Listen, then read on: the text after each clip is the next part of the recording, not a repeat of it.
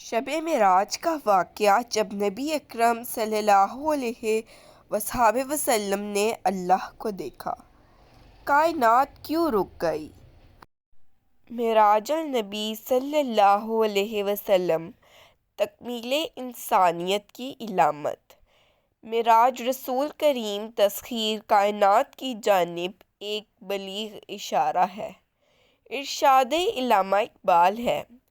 سبق ملا ہے یہ معراج مصطفیٰ صلی اللہ علیہ وسلم سے مجھے،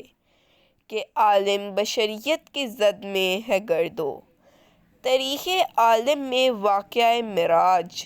النبی صلی اللہ علیہ وسلم انتہائی خصوصیت کا حامل ہے۔ یہ ایک ایسا عظیم واقعہ ہے جس پر ایمان اور عشق رسول صلی اللہ علیہ وسلم سے سرشار مسلمان تو بجا طور پر فخر کرتے ہیں کہ وہ اس عظیم المرتبہ محبوب خدا صلی اللہ علیہ وسلم کی امت ہے کہ جنہیں رب کائنات نے حالت شعور میں زمینوں اور آسمانوں کی سیر کرائی، جبکہ اس واقعے کو عقل کی کسوٹی پر رکھنے والے آج تک شش و پنج میں گرفتار ہو کر اس عظیم واقعے کی کھیتیاں سلجھانے کی کوشش میں لگے ہوئے ہیں، مگر حقیقت یہی ہے کہ معجزات وہی ہوتے ہیں جو عقل سے بالاتر ہوں، اور معجزات کو عقل سے پر رکھنا ہی بے عقلی کی نشانی ہے۔ اللہ رب العزت نے اپنے پیارے محبوب رحمت للعالمین کو تمام انبیاء سے ممتاز کرنے کے لیے جسمانی معراج شعور کی حالت میں کرائی، اور آپ صلی اللہ علیہ وسلم راتوں رات مکہ المکرمہ، بیت المقدس، مسجد اقصیٰ اور پھر وہاں سے آسمانوں پر تشریف لے گئے، کائنات کی سیر کی اور سدرۃ المنتہا پر پہنچ گئے، جہاں حضرت جبریل علیہ السلام نے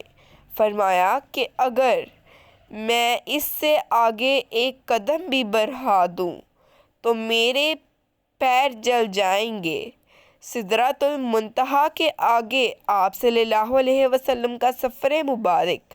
آپ صلی اللہ علیہ وسلم کی شان رسالت صلی اللہ علیہ وسلم کی طرح ایسی عظیم بلندیوں کا سفر تھا جسے عقل سمجھنے سے قاصر ہے۔ معراج کے واقعے کے وقت حضور نبی اکرم صلی اللہ علیہ وسلم کی عمر مبارک کا دن سال 8 ماہ اور 20 یوم تھی۔ یہ نبوت کا وہ زمانہ تھا جب حضور نبی اکرم صلی اللہ علیہ وسلم اور مسلمانوں پر کفار نے ظلم و ستم کی انتہا کر رکھی تھی، لیکن خداوند قدوس کا پیغام حق عام کر رہے تھے۔ اس زمانے میں حضور نبی کریم کو معراج نصیب ہوئی، اس وقت ابھی صبح نہیں ہوئی تھی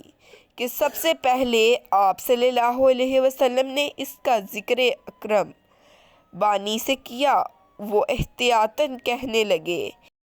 کہ یہ اس قدر عجیب واقعہ ہے، آپ صلی اللہ علیہ وسلم اس کا ذکر کسی سے نہ کریں، ورنہ کفار تمسخرہ اڑائیں گے۔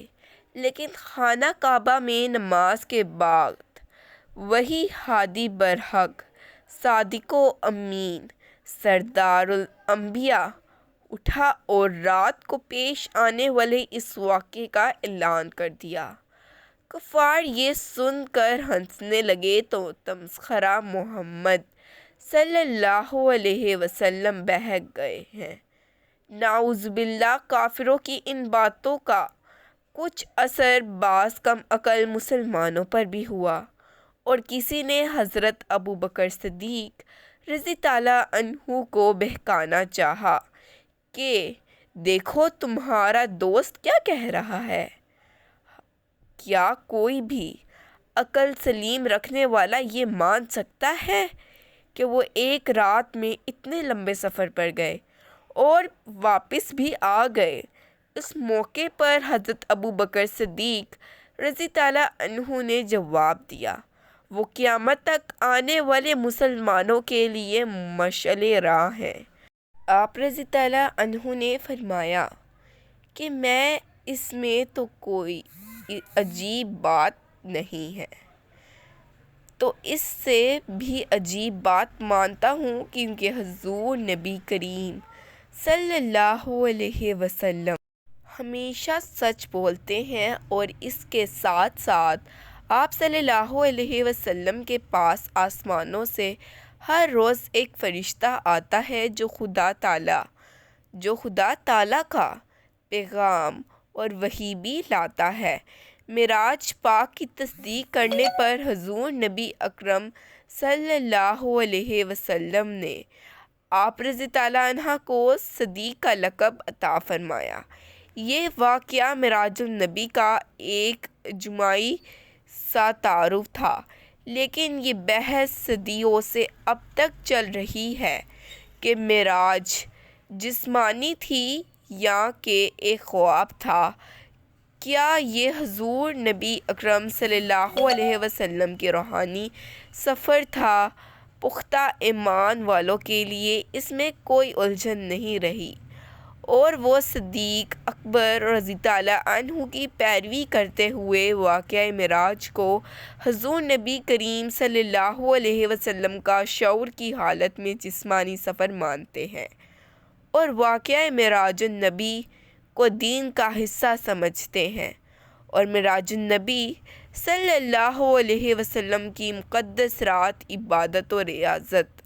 اور ذکر الہی میں گزارتے ہیں۔ مشکل ان حضرات کی ہے جو اس واقعے کو اپنی ناقص عقل سے سمجھنے کی کوشش کرتے ہیں، لیکن اپنی حیثیت کا اندازہ نہیں لگاتے کہ وہ کس قدر عالم، سائنس دان یا عقل مند ہیں۔ معراج النبی صلی اللہ علیہ وسلم تکمیل انسانیت کی علامت ہے، اور اس واقعے سے خداوند کریم نے ثابت کیا ہے کہ خداوند کریم اپنے ایک محبوب صلی اللہ علیہ وسلم بندے کو تمام مادی و تقاضوں کے باوجود کس قدر بلندیوں پر پہنچا سکتے ہیں، اور کائنات میں بندہ خدا کا مقام کہاں تک ہے۔ آج انسان تسخیر کائنات کی جانب جو قدم بڑھا رہا ہے، تو حضرت محمد صلی اللہ علیہ وسلم اس کام کی ابتدا کرنے والے تھے اور انتہا کرنے والے بھی۔ اس طرح واقعہ معراج تسخیر کائنات کے لیے بنی نوع انسان کے لیے خوشخبری بھی ہے۔ معراج النبی صلی اللہ علیہ وسلم کی رات تمام نوع انسانی کے لیے باللحاظ رنگ و نسل، مذہب، ملک و وطن تکمیل انسانیت کی جانب رجوع کی رات ہے، اور مسلمانوں کے لیے ایک لمحہ فکر یہ بھی ہے۔ اتنی عظیم امت جن کا رہبر سردارِ انبیاء ہے، اور جسے خداوند کریم نے تمام کائنات کی سیر کرائی، اپنی قدرت کے مناظر دکھائے، جنت و دوزخ، سدرۃ المنتہا، آسمانوں اور زمینوں پر حیات بعد الموت کے مناظر دکھائے، وہ آج اپنا تشخص اور مقام بھلا کر یہود نصاری کے شکنجے میں آ چکی ہے۔ افسوس، صدا افسوس کہ قبلہ اول بیت المقدس آج یہودیوں کے زیر تسلط ہے، اور مسلمان حکمران باہمی تنازعات اور جھگڑوں میں الجھے ہوئے ہیں۔ دنیا میں ایک رب کی تعداد میں ہونے کے باوجود مسلمان کمزور، پسماندہ اور یہود نصاری کے نغے میں ہیں، اپنی مرکزیت کھو چکے ہیں، اور روز روز کمزور سے کمزور ہوتے چلے جا رہے ہیں۔